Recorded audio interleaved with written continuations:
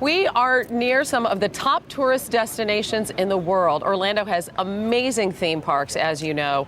They also have year-round warm weather. And last year, more than 50 million people came here for either business or pleasure. Keeping all those visitors safe and happy is a very, very big job for city officials like Buddy Dyer, who is the mayor of Orlando and has been here all his life. Good morning.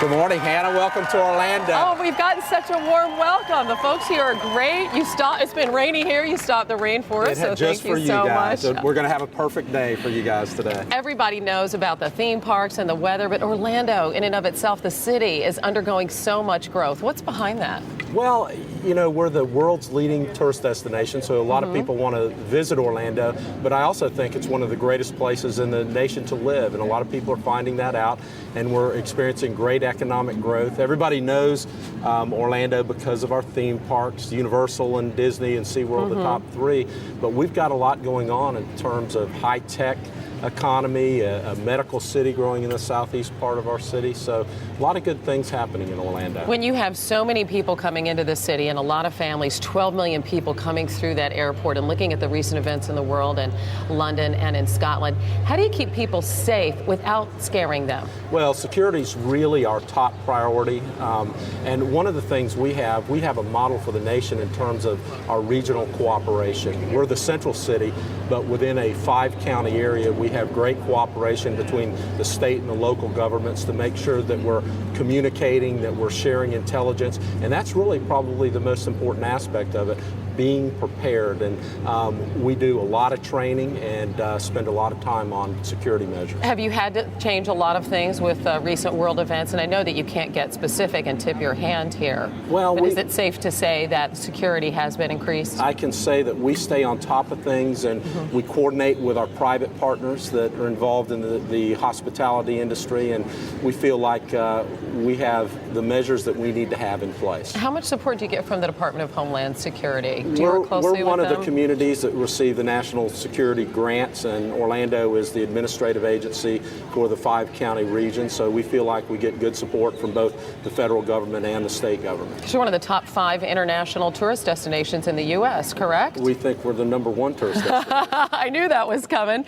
And in terms of job growth in the United States, too, you're right behind Las Vegas. I know that. Got a lot of exciting things coming up here, right? A new performing arts center? We are moving on 3 new community venues, a new performing arts center that'll have 3 theaters, a new event center, which will also house the Magic, and a renovation to our Citrus Bowl.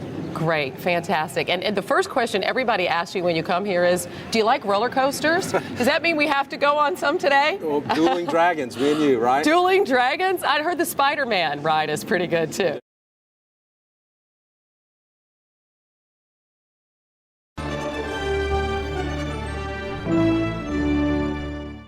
Mr. Gore, good morning. Good morning, Harry. How are you? I'm well. By tuning into this concert, even for a couple of minutes, how is it going to make the world any greener? Well, we're going to be delivering the same message worldwide to the largest audience ever for an entertainment event in the world, an estimated 2 billion people. And we're going to ask people to take a 7-point pledge to be a part of the solution to the climate crisis, and in their role as citizens in every nation, to put pressure on the leadership of their nation, regardless of political party, to make the changes necessary to solve the climate crisis. Here's the thing, though. Don't you feel in a little bit, in some ways, that you're sort of preaching to the choir, that the people who are going to be tuning in are sort of into this already? You don't really think Dick Cheney and George Bush are going to be watching this concert, do you? Well, I hope they will.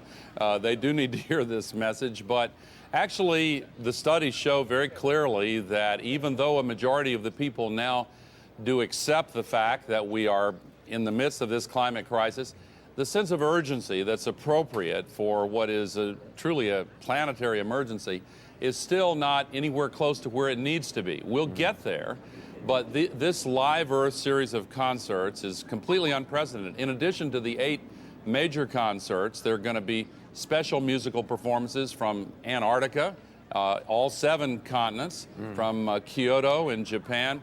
And Harry, I'm pleased to announce this morning a surprise new concert venue, the Mall in Washington, D.C., in our nation's capital. The Museum of the Native American the Museum of the American Indian has invited me and the Live Earth organization to come to their venue. And I'm also pleased to announce that two great friends of mine, some of the greatest superstars in music, Garth Brooks and Trisha Yearwood, are going to perform a song there. Right. And one of the greatest Native American groups ever, Blues Nation, will be performing. Wow. So we want people who care about this to come at 10 a.m. down to the Museum of the American Indian at the mall. And this will actually be the first of the Live Earth concerts in North America. Okay. Let me ask you this. So many people, this has gotten a lot of criticism. There's a lot of controversy in the press about this, not the least of which is about pop stars who ride around in private jets in great big black limousines and SUVs. Are these the right people to be delivering this message of a greener, more conscious Earth?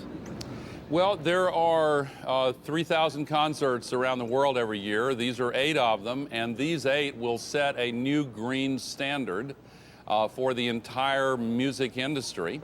And a lot of these groups actually have been in the forefront, in the vanguard of awareness of how to have a lower, lighter impact on the environment. Others are new to the cause, but the standards being set by these concerts will actually have a huge impact in and of itself. Right. But this is all about changing the way people think all around the world. And I'm very excited about it, Harry. This is going to be a great event.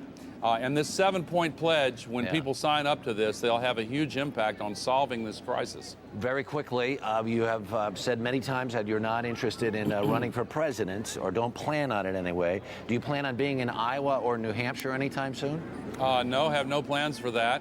I'm involved in this different kind of campaign, as I've said to you, to try to change the way people think about this climate crisis. This is no joke, Harry. The North Pole is melting. A huge area of snow near the South Pole, an area the size of California, has been melting. The scientists are practically screaming from the rooftops on this. Right. And the solutions are things that we ought to be doing for other reasons anyway. And, you know, there were some naysayers who tried to say, no, you cannot have a concert on the mall. But the cavalry didn't ride to the rescue. The American Indians did. And I'm very grateful for the opportunity to kick off the North American Live Earth concerts on the mall in our nation's capital. And very quickly, how is your son? Oh, thanks. He's doing great, getting the treatment that he's asked for and needs, and thank you for asking. All right. Mr. Gore, we do appreciate your time this morning, and good luck this weekend. Thank you, Harry. All right.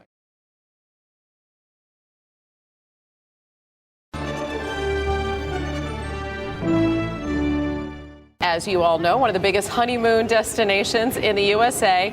Next week is going to be especially busy here, and that's because tomorrow is July 7th, 2007.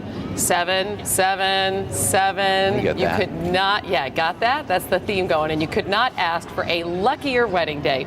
Early Show national correspondent Hattie Kaufman is there at the epicenter of weddings. She's in Las Vegas with the story. Good morning, Hattie. Good morning, Hannah. The Strip is only 4 miles long, so right now there are more brides per square mile here than anywhere else in America. I'm in the beautiful wedding chapel of the Venetian Hotel. This is just one of hundreds of locations around the city planning back-to-back I-dos. At midnight, the calendar slips into that magic 777 and the marriage marathon begins. So, how do you feel? Like I'm getting married. Lisa Lauren Levisman is crazy for the number 7. Lisa's initials are LLL. Which flipped around our 777. There was never a question Sean and Lisa would get married on 777. And I've always been 777 with the pager codes, email addresses, license plate. He proposed while they were flying. Just so happened the airplane. A Boeing 777. Okay, so they're more 7-centric than your average couple. But all across America, the once-in-a-century 777 is the day to say I do. At theknot.com, triple the number of brides have registered. We found that a typical Saturday in July has 12,000 weddings. 777 has 37,000. Nowhere are the lucky numbers more meaningful than Las Vegas. Love me tender. At the Little White Chapel on the Strip, it'll be a marathon of I-dos beginning at midnight. We have 14 ministers working that day, 24 hours. 24 non-stop, hours. Non-stop. From the cheesy We got lucky and married on 7/7. to the ultra-deluxe honeymoon suite, Vegas is betting on its bridal bonanza. It's incredible. I've never experienced anything like this in my life. Always wanted a beach wedding? The magic of Vegas has that covered too. Here at Mandalay Bay, hundreds of couples will marry in a mass ceremony standing toe-to-toe in the artificial surf. At the end of the day, they're going to walk away with a video with them and 200 other couples on the beach getting married together. In triple-digit desert heat, the challenge for florists, how to keep all those bridal bouquets fresh. There's a wedding every hour at Bellagio, and there's a wedding every half hour at Treasure Island. So we will be back and forth all day long in the heat. These aren't desert blooms. Flowers have been flown in from around the world for this special day. And couples are asking for lucky charms on their wedding cakes as well. The dice are sugar, the seventh are chocolate. That's a chocolate 7. That's not a That's little a chocolate plastic 7. 7 or paper 7. No, it's chocolate. At least one celebrity couple has chosen the date. Desperate Housewife star Eva Longoria and NBA player Tony Parker will tie the knot in France. Their wedding put the only hitch in Lisa Levisman's ceremony when her videographer canceled. I jokingly said, "What, are you going to Eva Longoria's wedding?" And sure enough, that's where he's going. But her wedding will go on with 7 attendants for the groom and 7 for the bride. Whatever your budget, there's a package for you. Here at the Venetian, you can get married on a special $777 package. Down the street, you can get a 7-minute ceremony for $77.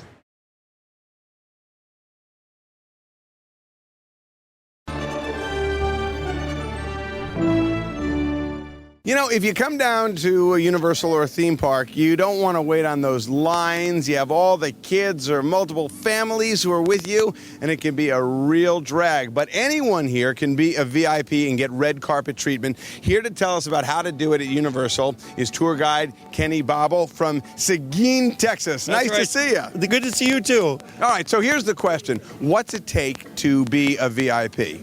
Well, it is an upgrade on your ticket, and it's very simple. But the thing is, anybody can do it. You come in, you buy a ticket, you go to the VIP tour office, bam, you upgrade it. It's $120 per person, but then you get everything that comes with a VIP tour. Which is what? Which is, first of all, you get a personalized tour from a tour guide who knows everything about everything. We have Like to learn Kenny. a book this thick. Yes, like me, just like me. You can see the brain. Then you also get behind-the-scenes access. So you get to see how we do what we do best, and that's all the cutting-edge, state-of-the-art technology. It is phenomenal. But one of the coolest things, and the thing that just drives people nuts, you get priority access on all of the shows and attractions. So in other words, you cut the line. That's right.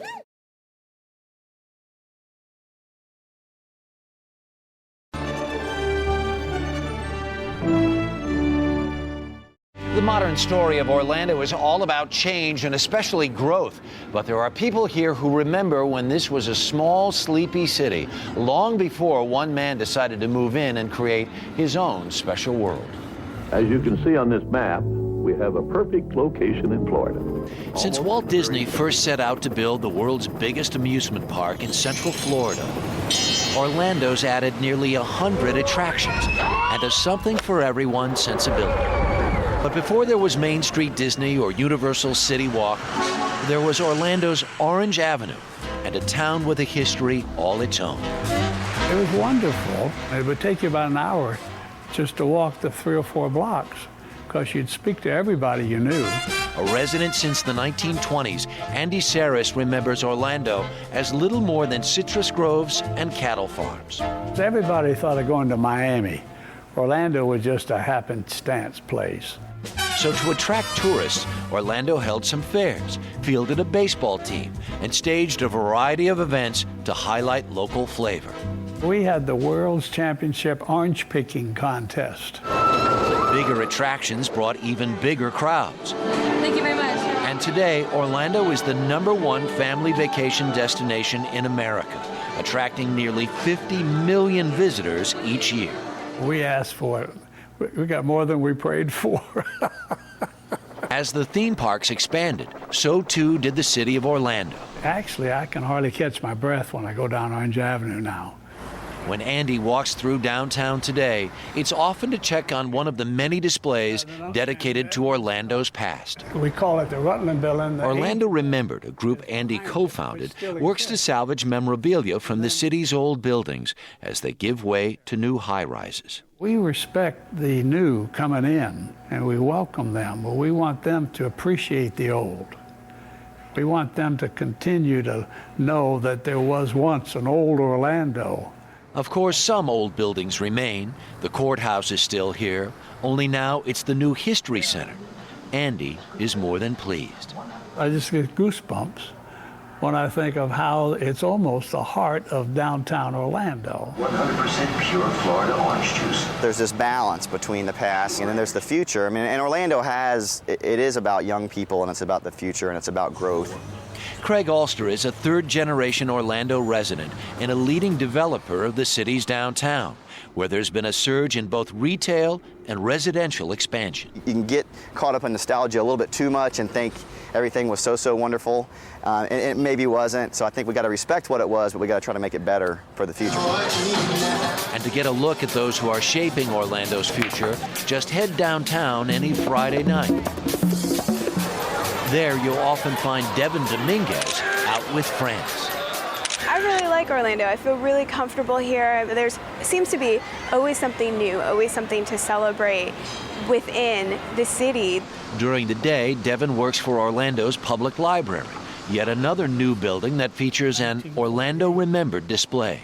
Andy says to expect even more displays as Orlando becomes an even larger city. But for all its change, Devin is confident Orlando will keep its small-town charm. I think that we still kind of have that feeling now. I think that's part of the reason that I like living in Orlando is because there's that big city feel, but when I walk down Orange Avenue, I see people that I know, and it takes me an hour.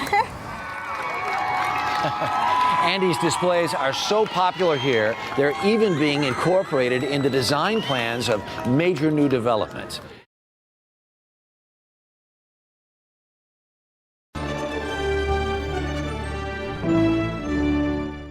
We're going to talk about theme park emergencies because every year millions of tourists come right here and they ride the rides and they go down the fabulous water slides, and you don't want to go straight from there to the ER. So we have some preparations and precautions that you should take, and Dr. Dale Birnbaum, who practices emergency medicine here at Florida Hospital, is going to help us out because he sees all of these tourists who come into the Florida area, right? Good morning. Good morning. Thank you, Hannah. Well, it's good to be with you. Now, what do you see when people go to great theme parks like this, the Islands of Adventure here at Universal? What kind of mistakes do people make when they're on vacation? Well, what tends to happen is that people on vacation, they're outside, they want to really have a nice time, and they tend to overexert themselves and are not conscientious and careful in taking in enough water, tend to get overheated, and if they have underlying medical conditions, they can get ill from that. Okay, so people with certain conditions have to be especially careful, such as? If you have high blood pressure or diabetes, a woman that's pregnant is going to be under more stress on her body. She needs to be more careful in the heat. So what kind of rides should they stay away from? Well, the ones that have fast starts and fast stops, you need to be more careful with that. There's typically precautions outside of the rides. Make sure that you read them and just follow common sense in regards to getting on them. Right, because we always see those signs outside of the rides that say if you have this medical condition or that one, or you're not this tall, you know, maybe children of a certain age shouldn't ride those. We should really be paying attention to those, I think right? It would be wise to pay attention to those, follow the details. Smaller children may not fit in the ride appropriately, and I think it is sensible to be careful. And before we get here, you say a really important thing is to pack our medications, right? Make sure we're completely up to date, because it's hard to find a pharmacy sometimes on vacation. If you're taking medications already, it's important to bring them with you. Right. It's important to follow your doctor's instructions, take your medicines as you had at home. Also have a list of medical conditions that you have. If you get ill or start to feel badly, advise someone that you're not feeling well. So definitely bring a little medical history, maybe work something up on your computer, have your doctor work something up. Yeah, I think it would be bring wise. That with you. The more information that you have. If you come into the emergency department, you're feeling ill, you can't always tell. If I can't always tell how you're feeling, you have some things written down. It really provides beneficial information to me to help you treat you, and it could save your life. You also say just the really sort of no-brainer things, like drink a lot of water. Drink more water than you think you might need, right? And you say clothing matters? Yeah, the lighter clothing would do better in the heat. Darker colors tend to make it much more hot. If you carry around a bottle of water in the park, it's beneficial to stay as hydrated as possible. And comfortable shoes.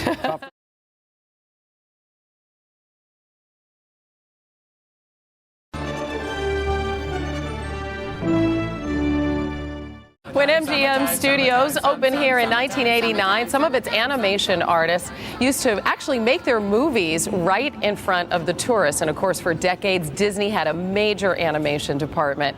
But all of that is gone. However, some of the artists actually decided to stay here, as Early Show national correspondent Jeff Glor found out. And I guess you are loving this gig, being here in Florida, right? We like the cash. We have the golf outfit on. I like it. Go for a swim after. Well, maybe not here. Maybe not, but we'll see. So what did you find out about these folks? It's fascinating what happened, because just a couple of years ago, nearly 200 animators, they studio's major movie animation business went out west.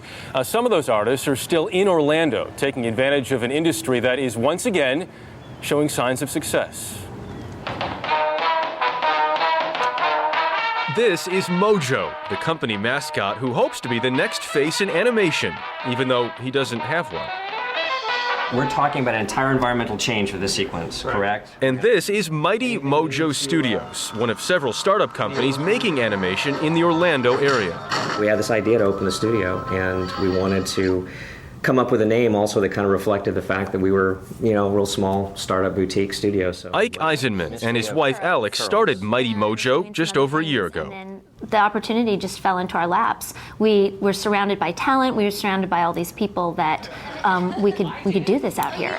Surrounded by people like Barry Temple, a veteran animator whose credits include The Little Mermaid and Beauty and the Beast. Close that at once, do you mind? When Disney closed their animation operation here in 2004, Barry was among the many animators left without a job, but who still chose to stay in Central Florida. he wandered into our studio one day and said, "You guys are doing some pretty cool stuff. You want to talk?" And we said, "Are you kidding?" So Barry joined this small production team and traded his hand-drawn craft to create new characters with a computer. You've gone from traditional to CGI. How different is it? Well, it is different in that it's not as intuitive as when you have a pencil and paper. It's very mechanical. But after you do it for a while, it's sort of ingrained in you, and it becomes the same process.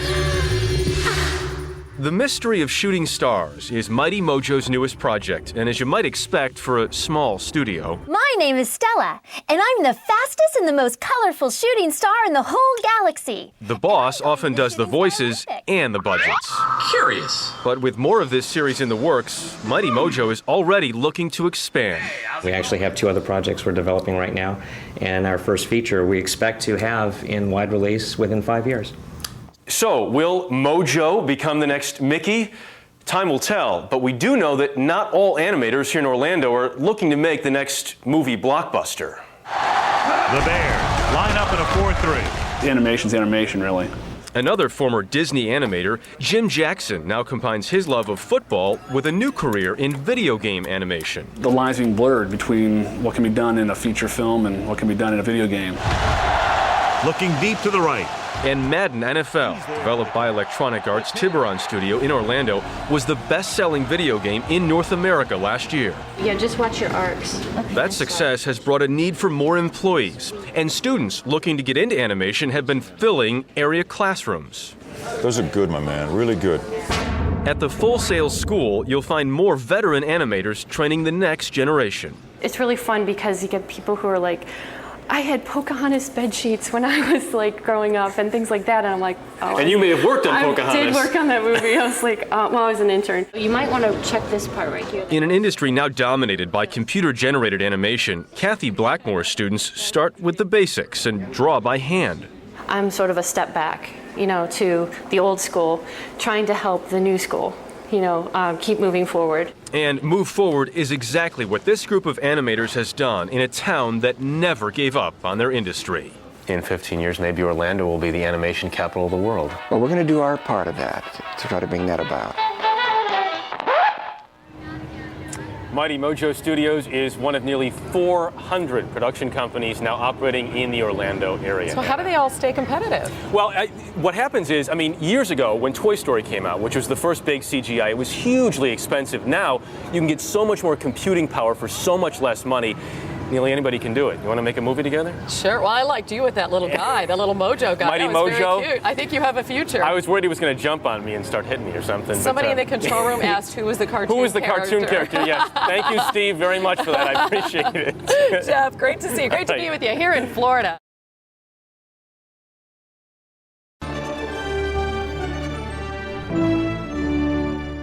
As we take our Summer in the City tour across the U.S., our friends at Food and Wine magazine are helping us put some top chefs in the spotlight.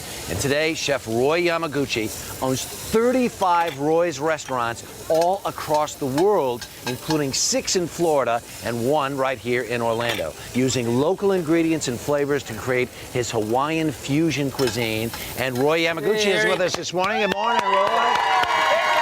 There you go. Nice to have a live audience. Oh, thank you so much, Mahalo. Thank you. So what are we going to make today? Well, this is a very, very Floridian dish. It's ahi with shrimp, and it has a Valencia orange and passion fruit salsa. Valencia oranges? Yep. When the shrimp is done, all I do is actually take it and put it in the passion fruit with the orange. Right. Now, this gets marinated, and you can actually let it sit for about an hour or two if you like. But if you're in a hurry, of course, you can just make it right away. This looks easy to do, right? Very, very simple. Our cooking is all about using fresh ingredients, of course, local ingredients. Yep. So this is the Valencia orange, as I mentioned before. I'm going to put this right on the plate, just like this. Okay. Okay, so you can taste it. Of course, the tuna, what I did is just salt and peppered it. And what I do is actually sear it on all 4 sides. Right. After I sear it, all I have to do is just put this and just kind of like slice it. And I'm only going to slice a little bit just for you so you can just taste this. Ooh, look at that. So I'm going to give you 4 slices. Yeah. Now you're talking. Yeah. There you go. Okay. So why don't you try this while I'm actually going to start the other dish. Okay. I don't know how I'm going to hold my mic because your mic went out, so I'm going to hold the mic so you can talk. But I have to figure out, somebody's going to have to feed me. Okay. Hannah. Hannah will do it. Do you want me to feed you or hold the microphone? All right, we'll figure that out. Now, what are you making over here? Well, the next is all I do is make a Asian pesto. So all I do is actually get some oil, ginger, garlic, cilantro, green onions. And after I do that, okay, I'm going to stop that. And after that's done, okay, all I do is come up with a paste like this, and I'll put the paste on top of the mahi-mahi. Of course, while you're out in the East Coast, you can use mahi-mahi, you can use grouper. Right. A lot of different types of fish you can use for this dish. And after I put the coating on the pesto on this, all I do is actually put it in a Chinese steamer. Okay, so this has been steaming for about this has been steaming for about 10 minutes or so. Yeah. Okay, and then next to move it along, we have some bell peppers here, some watercress. This is a salad. Hang on a second. Now summertime. How is this, Harry? This is so rocking. This is I so appreciate that. great. Thank you. You taste this. Harry, you're working hard over no, here. it's unbelievable. Go ahead, Roy. Sorry. Okay, so we make this watercress salad, and it's very, very simple. You know, we're taking great ingredients from local areas, just combining them very, very easily. It's so fresh. Nothing to it. Okay. Yep. So I'm going to put the watercress salad just like this. Isn't that great? And then I'm going to turn it around and get get our fish out of there. The mahi-mahi, which has been steamed. The coating of this mahi, which is we have the Asian pesto, works as a crust and also the flavoring. So we don't really have to do too much to the fish after it's cooked. I've eaten in your restaurants, and I've paid you great compliments because Just a the little food sauce? is really terrific. But you know what? It's also really pretty to look at. Well, what we try to do is make sure that we put a lot of effort into not only making the food taste good, but also the presentation, because the presentation is extremely important. Yeah. And of course, if you like nuts, you can put some nuts in here. What's in this some sauce? peanuts. So again, we have some. The sauce is a kind of a Vietnamese type of sauce. Right. So we have sugar, we have shallots, we have some Maui onions, we have some Thai fish sauce, and we have some, of course, being in Florida, we have the key lime that we use for the acid in the dish. Here's the one other That has thing. a kick. You have to see this though, because this is off the charts. This dessert right there. That's our upside down pineapple cake. Of course, we pride ourselves because being from Hawaii, and of course, we have great pineapples. So there you go. There you go. Okay, we got to Chef dig Roy into that too. Yamaguchi, thank you very, very much, Roy, sir. Thank you. You're Very great. good, right? Wow. Hot Tastes good. times. It's so Hot good. times in Orlando, I tell you what. And you can log on to the Early Show website at cbsnews.com to recommend a chef in your city and to vote on Food and Wine Magazine's top picks.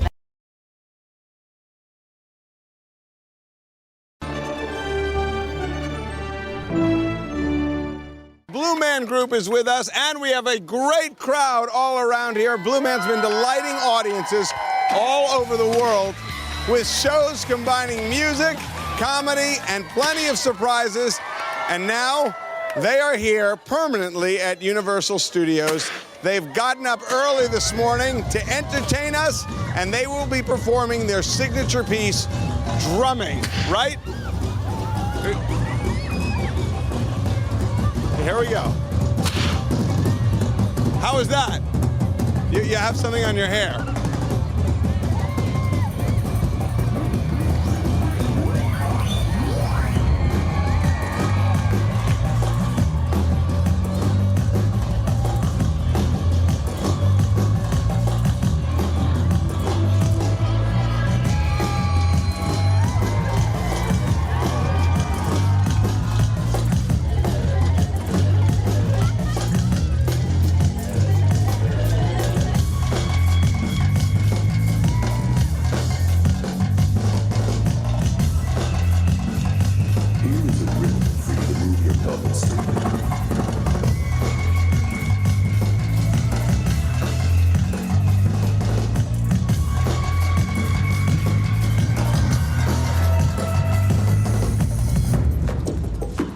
Ladies and gentlemen,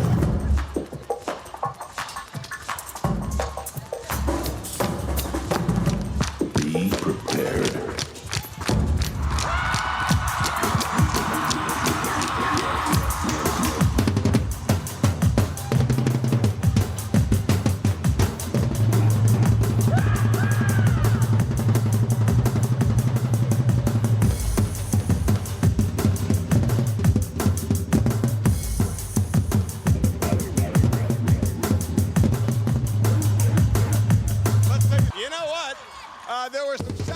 There were some showers here as well.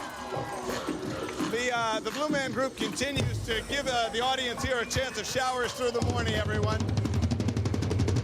That's your latest weather. Harry, over to you.